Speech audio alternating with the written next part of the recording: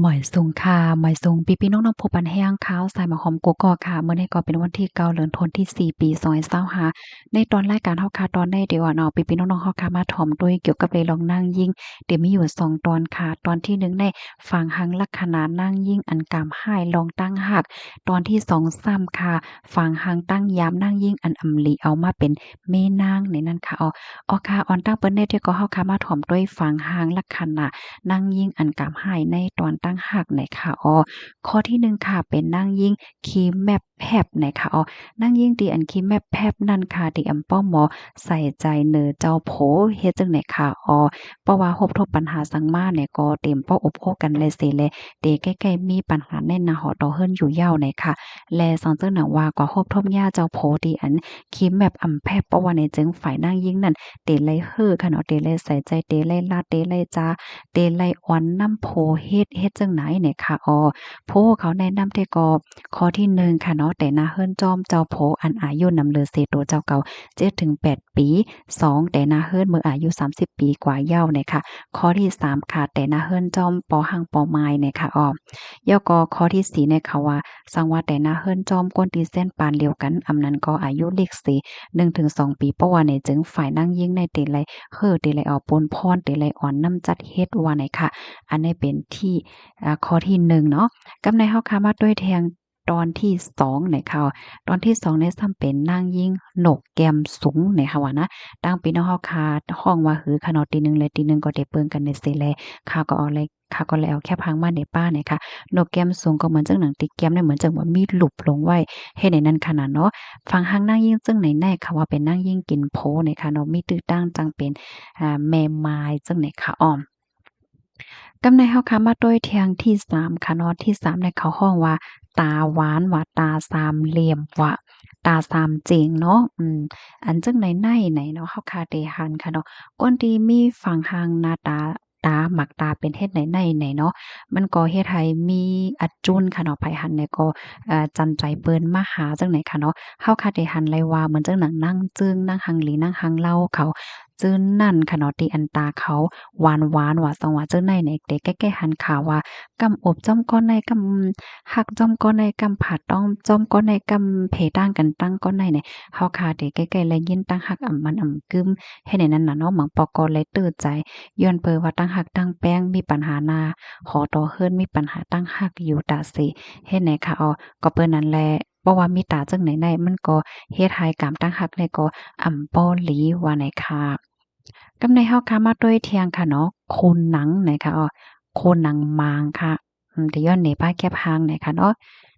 ก้นที่อันโคนหนังมางค่ะเนาะโคนหนังมางได้เด็กก็อาติกามันจะเป็นโพดจ่ายเนี่ยค่ะสันซึ่งหนังว่าโพดจ่ายโคนหนังม้างเพราะว่าเนี่ยจึงเป็นคนที่ป้อมีน้ำใจและป้อรับปนพ้อนเนี่ยค่ะสันซึ่งหนังว่านั่งยิ่งค่ะเนาะกว่าฮักญาโพดจ่ายดีโคนหนังมางว่าสังว่าจังไหนก็บ่นังว่าเต็มป้อปนพ้อนตองยากอมเอาปนพ้อนเลยจังเนี่ยก็มันก็จางมีเนี่ยค่ะตอนตานั่งยิ่งแต่ก็สอนเจ้าหนังว่าคนหนังมางว่าสังว่าจังไหนแต่ก็ได้เฮ็ดให้ป้อหลีจันใจกะนานแน่ไหนค่ะ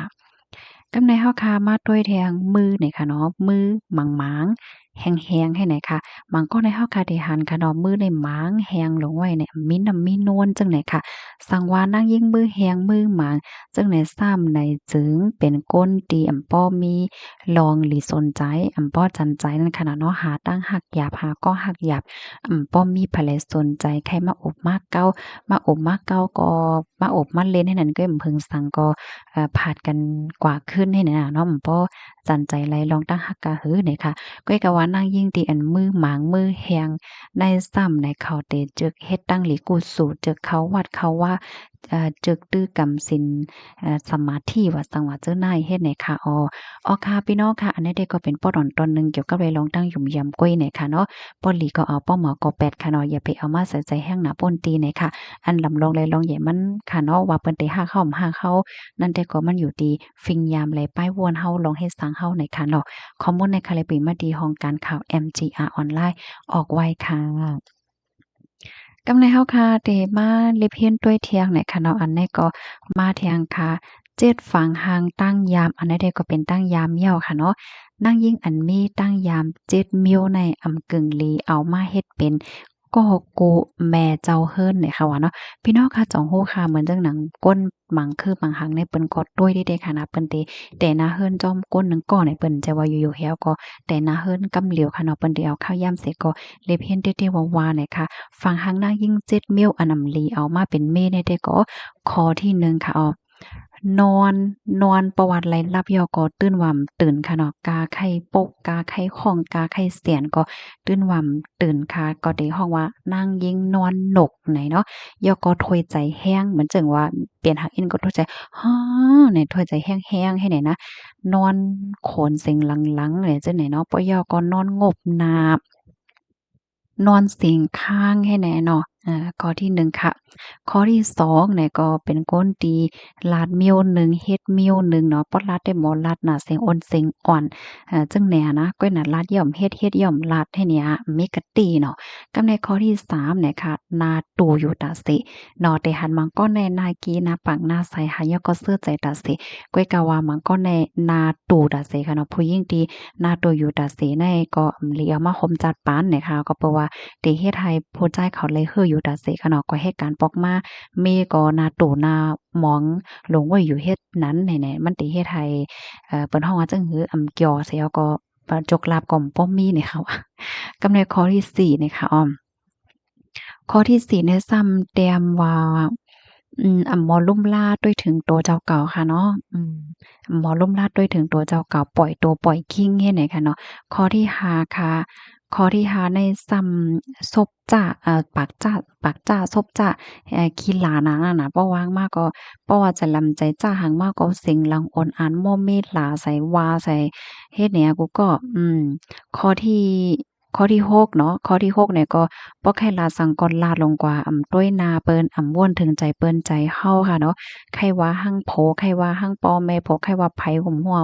วาวีลงกว่าให้เนี่ยโซนไผให้เนี่ยมันก็ในมันเหมือนจังว่าทางเหยียตัวเจ้าเก่าเฮียก็ว่าเฮาได้เป็นเมฆเขาสังสิงใครว่าหังก็ว่าใครลาหังก็ลาลงกว่าให้นายเนี่ยเนาะกับในข้อที่7นะคะเสี่ยวโตมีเอียมีเสียวเนี่ยค่ะเนาะ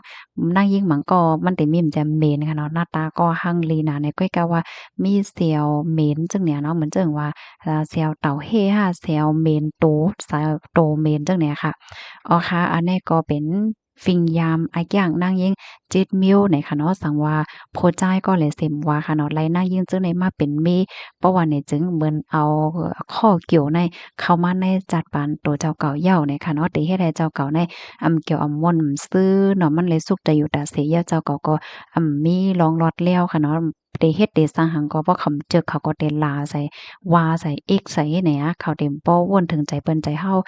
ใจเจ้าใจลำหั่นใจหังก็ได้ลาติ๊กๆเนี่ยเนาะก็ได้เฮ็ดให้จัดปานนั้นตกเต็มกว่าติ๊กๆก้อยเนี่ยค่ะเข้าตรงวงก้นว่าสังว่าเจ้าไหนก็มันมีตั้งเกี่ยวตั้งมนต์ตั้งซื่อมีเสเลหน้าตาและมีกงสิกขาดอกโพดใจายว่าไหนค่ะ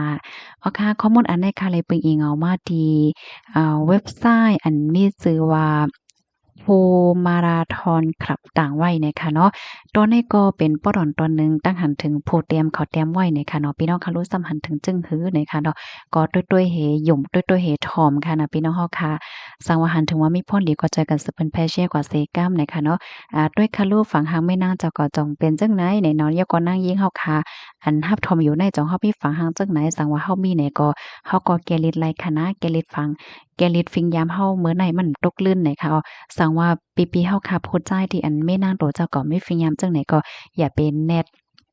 เต็บตาเทกว่าว่าเมตัวเจ้าเก่าค่ะนะก็ปันเขาวถอมอันไหนค่ะเพราะว่าเขาวถอมเยาไหนยุบยำว่าเดมีร้องมนต์แม่โตมาอยู่ยอก็มันเตเลียวหลีเทียงให้ไหนค่ะเนาะน่าเฮิรนที่อุ่นใจในการที่หมอลัดต่อกันหมอปองใจกันแล้วจังไหนมันหลีหนาไหนค่ะเนาะอ๋อค่ะยินจบค่ะบ่ายส่งค่ะ